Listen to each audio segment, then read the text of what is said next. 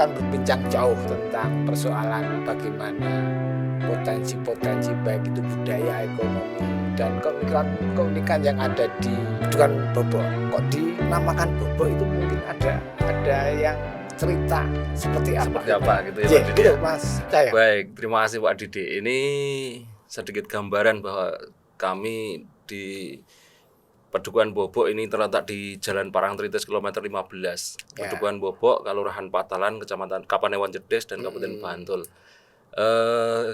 Ini berada di pinggir jalan, tetapi hanya sedikit kemudian menjorok ke dalam, memanjang Pak Didi. Jadi di Padukuhan Bobo itu, sebelum saya bicara mengapa namanya Bobo ya, Bobo ini terdiri dari 2 nama. Jadi ada Bobo, ada Banjardowo Pak Didi. Ada Bobo, ada Banjardowo. Itu menjadi sebuah pedukuhan di mana pedukuhan ini namanya Bobo. Ini sejak dulu memang seperti itu. Nah, sebenarnya saya pernah mengupas ini secara internal di tempat kami, sedikit penelitian meskipun tidak ditulis itu ya. Ini udah penelitian juga loh Mas Bekti. Penelitian itu ya. Mengapa kok namanya Bobo tapi di situ juga ada Banjardowo. Karena kalau kita lihat dari geografisnya itu sebenarnya pedukuhan kami itu memanjang. Lebih tepatnya sebenarnya mungkin Banjar itu kan artinya juga desa itu ya, Banjar dan Dowo atau Banjardowo yang memanjang. Ya apa namanya? Desa yang memanjang. Karena tipis tapi memanjang begitu. Sementara di situ kalau Bobo itu seperti apa itu memang saya agak kesulitan itu. Karena ada beberapa versi Bobo, ada yang namanya sebuah pohon, ada apa atau bobok bayi itu, tapi itu memang sulit dicari. Karena ketika kita teliti lebih dalam itu di situ memang yang namanya pundennya atau cikal bakalnya itu di situ diberi namanya Mbah Banjar. Mbah Banjar gitu, Mbah Banjar itu karena kan identik dengan nama Banjardowonya. Dan yang mempunyai ke dalam lagi Pak Didi, banyak cerita-ceritanya mistis dan sebagainya ada di Banjardowonya, di Banjarnya itu. Cerita-ceritanya gitu. Tapi kalau yang di Boboknya itu tidak banyak cerita. Ya ada 1-2 tapi tidak banyak. Cenderung lebih pada ke modernitas. Di mana di situ juga ada gerejanya. Gitu. Kemudian kalau di Banjardowo ada masjidnya tapi cenderung lebih baru, lebih duluan yang Bobok. Jadi di tempat kami itu termasuk pedukuhan yang satu-satunya di Kelurahan Patalan yang mempunyai gereja.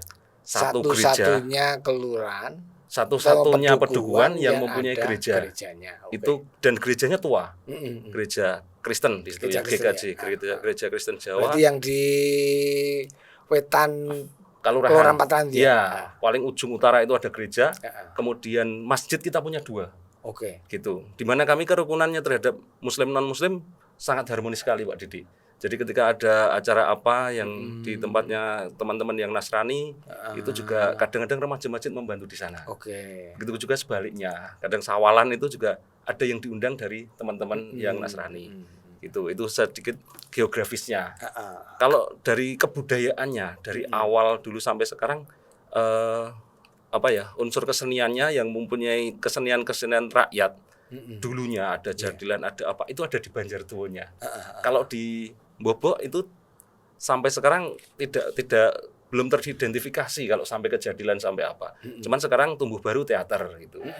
Bahkan di tempat di Bobo itu misalkan sampai sekarang ya untuk acara-acara misalnya ada orjen tunggal, ada apa itu sangat jarang bahkan dikatakan tidak ada. Tetapi di Banjardowo ada. Jadi ada perbedaan-perbedaan seperti itu. Kemudian masuk lagi Pak Didi sampai pada cerita masa lalu ya itu. Memang di Banjardowo itu ada cerita rakyat tentang Lantam Sari. Lantam Sari itu dulunya adalah seorang putri atau sinden atau istilahnya yang menari muter itu. Ledek seperti itu. Ledek itu kemudian suatu ketika itu dibawa atau menjadi selirnya raja. Di sini tidak disebutkan rajanya Mataram atau siapa, saya tidak berani menyebutkan di situ karena memang tidak ada bukti otentik ya. Seperti itu. Namun suatu ketika itu tutur tinular gitu ya. Tutur tinular.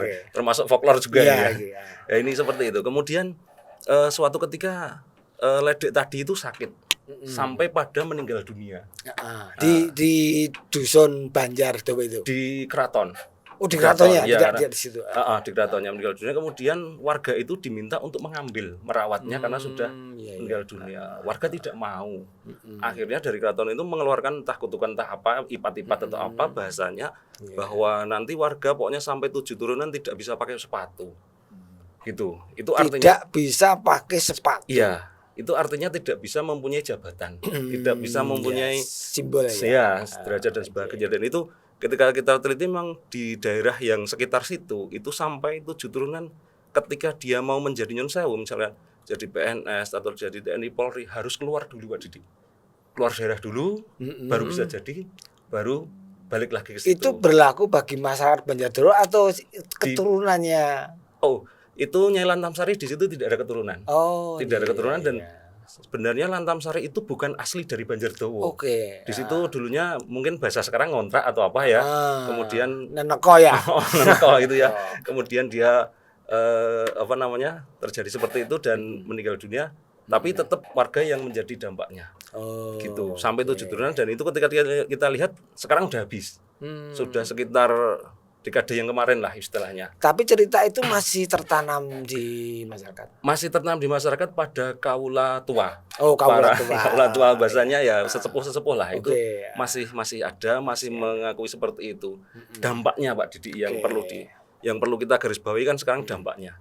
Dari hal tersebut Pak Didi di lingkungan Banjardowo itu dia mempunyai dampak pekerja keras. Mengingat adanya itu tadi, ipat-ipat itu tadi. 7 turunan tadi. Iya. Dampaknya pekerja keras. Sampai sekarang itu banyak pengusaha-pengusaha muda yang dari Banjardowo dan etos kerja perekonomiannya sangat luar biasa. Ini pembandingnya dengan sebelah ya, yang di tempat di Bobok. Kebetulan saya di Boboknya. Itu seperti itu. Semangat kerjanya, perdagangannya, kemudian etos kerja baktinya itu sangat luar biasa. Jadi, on time-nya itu sangat luar biasa. Nilai-nilai gotong royongnya masih tinggi. Itu kan dampak positifnya. Kalau yang di Boboknya sendiri gimana? Kalau yang di Boboknya itu kecenderungannya dari dulu sikapnya landai Pak Didi. Landai. Jadi sudah landai seperti ini. Dan memang sejak dulu kebanyakan yang masuk ke dunia pendidikan lebih tinggi memang di Bobok. Dulu ya ini ya. Kebanyakan seperti termasuk jenengan. Saya kan termasuk generasi baru ini kan. Generasi baru seperti itu. Itu terjadi seperti itu Pak Didi. Sehingga sampai sekarang landai. Ibaratnya gotong royong gitu ya landai, tidak terlalu cepat. Kalau di Banjardowo itu terjadi gotong royong ya nanti sebelum jam kerja itu udah selesai. Jam habis subuh itu jam 7, jam 8 selesai itu bisa. Jadi tidak hanya ngeroyong tapi gotong betul itu ya. Betul seperti itu. Ini perbedaan seperti itu. Kemudian di penelitian saya tadi ya, kembali pada penelitian saya tadi, ada kemungkinan Pak Didi, kemungkinan ini karena di utara itu ada gereja, kemudian mengapa namanya Bobok dengan keadaannya seperti itu, kemudian Banjardowo seperti itu, ada kemungkinan aslinya itu warga itu dari Banjardowo. Yang Bobok ini adalah pendatang. Malah gitu ya. Pendatang. Gambaran saya seperti itu. Ya mungkin itu era-eranya entah zaman Belanda akhir-akhir atau era pada Mataram lama Mataram baru, saya nggak bisa memastikan. Cuman ketika lihat seperti itu pendatang. Mengapa demikian? Karena di tempat kami itu tidak ada peninggalan yang berupa misalkan ya kalau zaman dulu ada orang kaya banyak, orang kaya besar itu kan biasanya punya ada pendopo gede misalnya. Seperti misalnya tempatnya apa ya? Abdi Dalem atau Adipati atau apa ya pengusaha besar itu kan di tempat kan tidak ditemukan, tidak ditemukan seperti itu. Hanya landai-landai saja biasa-biasa saja. Memang perkembangan Islam kecenderungannya dimulai dari utara, dari Bobok. Dari Boboknya. Dari Bobok. Karena kan di yang selatan itu kecenderungannya dari dari adanya kesenian rakyat, kemudian animisme dinamismenya masih kental. Masih kental. Kuat ada di sana ya. Kuat di sana ada. Jadi ketika ada wong ewoh lah bahasa Jawane kan gitu. Itu masih ada yang nyetor kembang ke salah satu pojok-pojokan gitu. Ya, seperti itu masih ada. Kalau sekarang udah berkurang. Sudah berkurang. Cuman tetap masih kita inventaris itu di sana itu ada sosok ini juga masih tetap dipertimbangkan lah. Seperti itu. Makanya ada perbedaan-perbedaan seperti itu. Gitu Pak Didi. Oke. Ya, ini tadi persoalan cerita mistisnya kayak apa. Tapi gini, saya mau juga ini perjelas Mas. Kalau Bobok dan Banjardowo itu kan satu pedukuhan ya? Satu pedukuhan. Itu ada berapa RT? Ada 6 RT. Itu berarti Mas Cahyo sebagai dukun membawahi 6 RT. Itu 6 RT. Ada berapa penduduknya? Penduduknya kalau sekitaran itu hampir 900-an kurang lebih. 900 semua cacat jiwa ya dari cacat jiwa. Bukan kakak ya. Bukan kakak sekitar 400-500 lah. Tentang pertanian masih hanya memang tetap turun petani mudanya itu tetap menurun. Tapi masih ada. Kecenderungannya tetap lebih suka untuk bekerja sebagai karyawan. Kemudian membuka usaha sendiri itu masih lebih cenderung di situ, menjadi sopir itu masih cenderung di situ daripada ketika muda terus kemudian turun ke sawah. Itu sangat kecil, bisa dihitung jari itu. Tapi kalau yang generasi tua itu masih banyak yang nggarap sawah gitu atau masih banyak. Masih ada. Masih ada. Tapi dominasinya sekarang untuk sumber kehidupan di tadi ya. Di sektor informal tadi ya, kayak supir, kayak usaha banyak usaha. Itu ya. Kalau untuk petani Pak kasarannya gini Pak Didi, golek wong tandur angel. Oh iya, itu sama Mas. Sama di mana-mana sama itu. Saya kira ini. Saya kira tidak hanya di Bobok. Saya jadi kelingan masa kecil saya kan dulu itu kalau tandur itu kan banyak Mas. Orang-orang tandur. Sekarang itu kan sulit. Dan itu pun hanya orang-orang tua. Iya. Orang-orang tua wedok. Jadi wedok Mas, mesti sisa-sisa petani yang dulu. Jadi malah agak sulit cari uang nandur. Nah, ini Mas, saya juga ingin tadi membacot ke persoalan pernyataan mistisnya tadi. Kayak apa Mas? Yang di Banjardowo tadi. Apakah ada di situ ada sisusnya yang membuat ini, kan biasanya kalau cikal bakal itu kan terkait dengan kuburan atau apa? Ya, kalau cikal bakal memang ada makam Pak. Di sana ada makam, tapi makamnya bentuknya terus tidak makam yang bangunannya itu kijing watu tua itu tidak. Kalau untuk Mbah Banjar ini memang sudah dibuat keramik juga, kemudian untuk berziarah juga nyaman dan tidak terkesan mistik. Cuman tetap aura marwahnya itu masih sangat terlihat.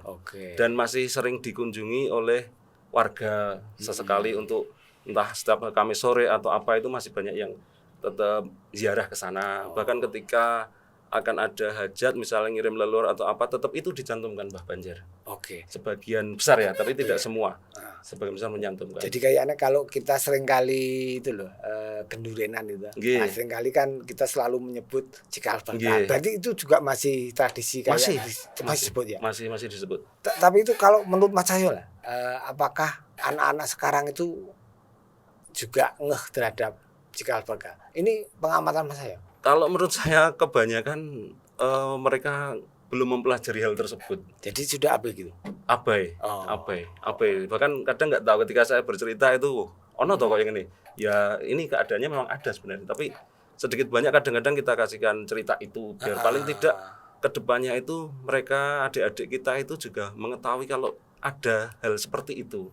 Gitu. Karena sedikit banyak para sepuh itu juga sangat menghargai Mbah Banjar tersebut. Meskipun ya Pak Didi, Nyun Sewu, saya juga yang namanya penelitian kan sampai kritis ya.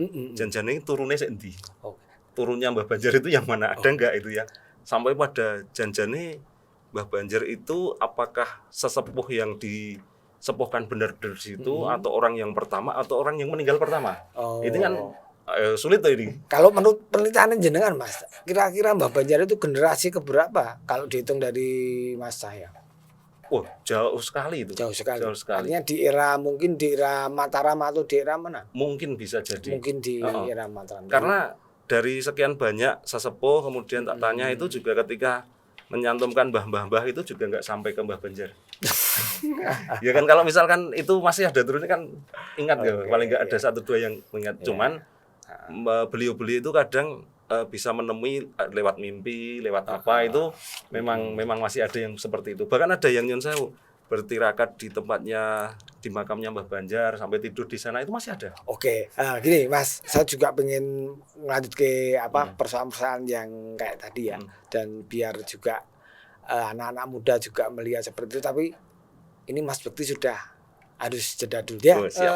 Kadang persatuan mungkin kita akan melewati jeda dulu. Monggo Mas Bekti. Iya, menarik sekali obrolan kita malam hari ini dan nanti kita akan lanjutkan. Dan untuk kadang radio persatuan yang mungkin nanti mau ikutan interaksi dengan kita, ditunggu di 367434 ya untuk telepon live-nya. Juga bisa via WhatsApp di 0899 0088 942. Konco Ngopi akan hadir setelah beberapa pesan berikut ini.